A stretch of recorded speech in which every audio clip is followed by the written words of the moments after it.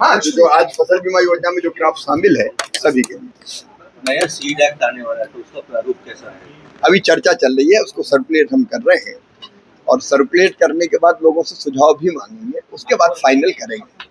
लेकिन उसमें एक चीज पक्की है कि जो केवल सीड्स नहीं, स्पूरियस सीड मतलब घटिया बीज, घटिया पेस्टिसाइड या नकली पेस्टिसाइड या घटिया खाद, तो सीड एक्ट अलग आएगा और पेस्टिसाइड एक्ट अलग आएगा।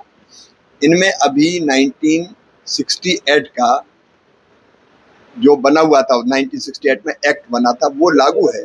उसमें केवल 1500 रुपया केवल जुर्माना होता है, तो उसकी चिंता कोई करता नहीं, 1000 रुपया दो और छूट जाओ।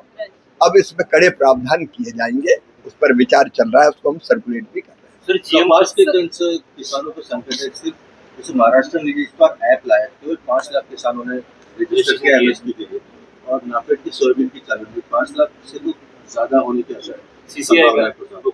नहीं, देखिए सीसीआई कपास पूरा खरीदेगी, उसमें कोई मॉइस्चर का प्रॉब्लम है, मॉइस्चर की प्रॉब्लम्स वगैरह के लिए भी आईसीआर की सलाह लेके हम लोगों ने ये व्यवस्था की थी कि बहुत मॉइस्चर ज्यादा है, तो उसका समाधान क्या हो सकता है, तो निकालेंगे। अब रजिस्ट्रेशन तो किसान को कराना पड़ेगा। जीएम क्रॉप के बारे में क्या है? अपने यहाँ भी सहमति नहीं है इसके बारे में। मैं जीनोम एडिटिंग की बात अभी कर रहा हूँ, तो जीनोम एडिटिंग टेक्नोलॉजी पर हमने काम किया है, और जीनोम एडिटिंग टेक्नोलॉजी में कोई बाहर का कोई जीन नहीं डाला जाता है। हाँ, बैक्टीरिया का, वायरस का, उसमें वो खतरे जो जीएम में लोग बताते हैं उसमें नहीं है। और 2 धान की किस्में हमने तैयार कर ली है उसमें, जो 19 से लेके 30 दिन पहले आ जाएगी, नहीं 19 से लेके 30% तक जिसमें प्रोडक्टिविटी बढ़ेगी, और 20 दिन पहले आ जाएगी। तो 20 दिन पहले आएगी तो पानी भी बचेगा, और पानी बचेगा, कार्बन गैसों का उत्सर्जन भी कम होगा, तो पर्यावरण के अनुकूल भी है। अब मुझे निकलना है फ्लाइट, अब इतना काफी है। धन्यवाद।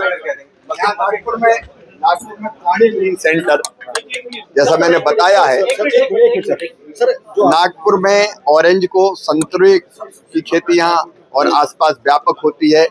मध्य प्रदेश में भी लगे हुए इससे व्यापक पैमाने पर खेती संतरे की होती है। तो उसमें किसानों को एक दिक्कत थी क्लीन प्लांट की, मतलब जो पौधे लेते थे, कलम या पौधे, कई बार लगाने के बाद 3-4 साल बाद पता चलता था कि वो अच्छा नहीं है, उसमें कोई ना कोई डिसीज है, रोग है।